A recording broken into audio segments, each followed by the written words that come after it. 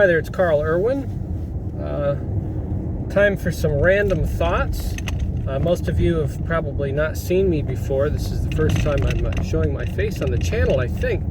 And I haven't posted in a while, but I was doing some recent projects and I had some thoughts and ideas related to that project and some comments that came from some people on that recent upload related to Qtractor. This is the general experience that people have in audio creation on Linux. The first thing that they should do is they should install a distribution, a Linux distribution that is created for the purpose of creating audio in Linux. So Ubuntu Studio, AV Linux, one of those distributions. Ubuntu Studio is probably the best in my experience and the most regularly updated, even though the applications that are natively installed to the distribution might be several versions behind. They tend to work. You do that, you add a couple of repositories and then you're on your way, except for when that doesn't work, which is quite often with new hardware. So you've bought a relatively new laptop or a new desktop computer, or you have something that's secondhand, but it has a sound card or video card or some other kind of hardware on it that is not extremely compatible with the distribution. And then you are playing a game where you're searching for Easter eggs with zero clues, trying to get Jack server to work. I'm sure most of you are familiar with that game and you've played it before. You go through the forums, you try everything, sometimes things work, but ultimately they don't. Sometimes you just can't find your reason. There are too many settings, there's too many hardware dependencies, and you give up and you end up using something that will work for audio creation, but it doesn't do all of the things that you want it to do. You resort to LMMS, or sequencing in Audacity, or you just go back to some other proprietary program that you pay for using the free version of it or whatever. And you really just can't get everything you want. I think there's a better way. Imagine if you were on any Linux distribution and you downloaded, or most any Linux distribution, any one of the common ones, and you download the latest Qtractor app image, and you start it up, and it works immediately, out of the box. It just works. You're able to add some of the known plugins that work well with it, and there's many. You're able to input MIDI data using a controller or whatever, and you're able to record and mix down, and you can create music immediately. You can do it right away just by downloading the app image and opening it up. You're good to go. Imagine that kind of situation. That would be a huge benefit to a piece of software that deserves that kind of experience. It's a well-written program. It uses a classic interface that people understand, people that use MIDI sequencers.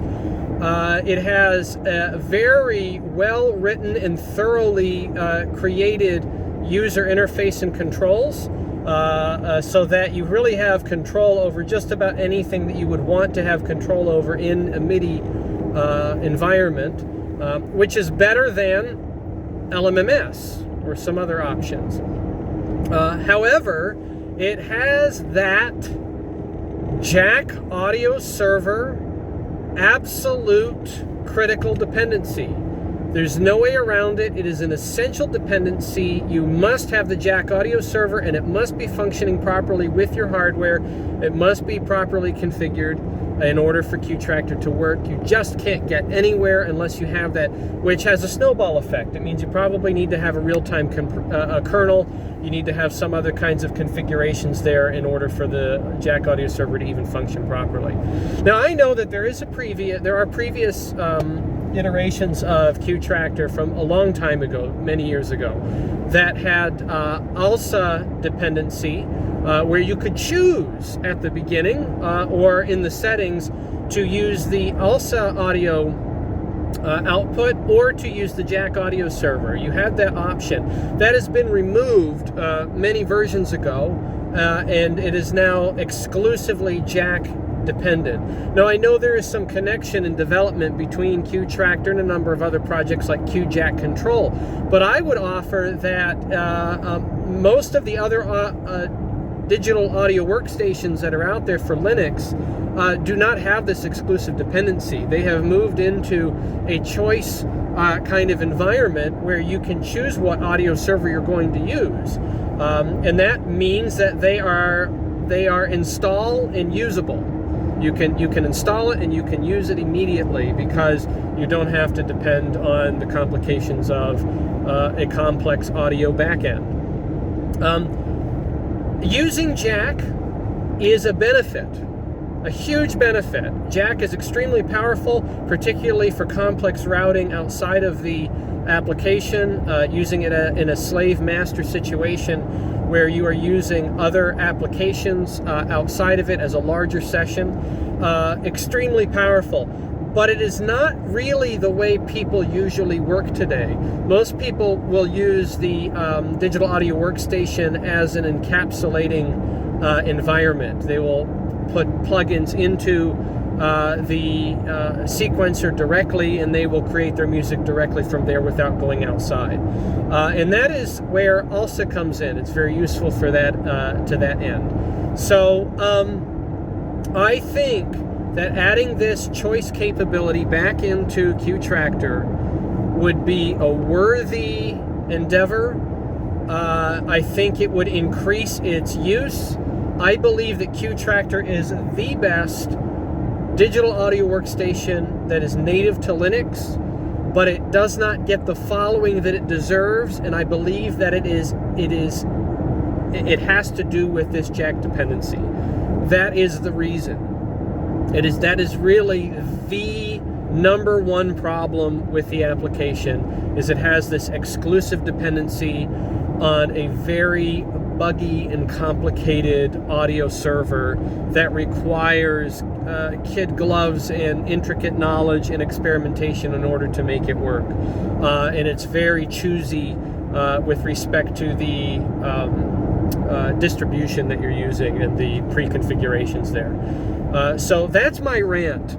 I think that it wouldn't be hard. I don't know, but because I'm not a developer. But it seems to me that merely adding the choice to use ALSA as the audio output, and as one additional benefit, using ALSA, given the option to use ALSA MIDI timecode as the MIDI output, would be a huge +1 for the application. Even though it's removing by choice, again, the user can choose to do this, by choice removing the ability to use jack. It will be there if the user chooses to use it. So it would be kind of more in the realm of Ardor, LMMS, and other such applications that have that possibility. I think even Muse-E is doing that now. I'm not sure about Rose Garden, if Rose Garden works that way. I haven't used Rose Garden in many years, but you know, I think Qtractor is kind of behind the gun. Maybe it has to do with this connection to Qjack Control development. These two things don't need to go together. They don't have to. Even something like XJadio, which is the Xjack video player, which is used for video synchronization when writing to picture. MuseScore obviously can use ALSA alone without jack, and you can sync XJadio to MuseScore and score to picture. Certainly Ardor does that. If LMMS had MIDI timecode output, that would be wonderful. You could do it there. An application like that, which is supposed to be jack-centric, even that has the option to use ALSA instead for both the audio output and for the MIDI timecode.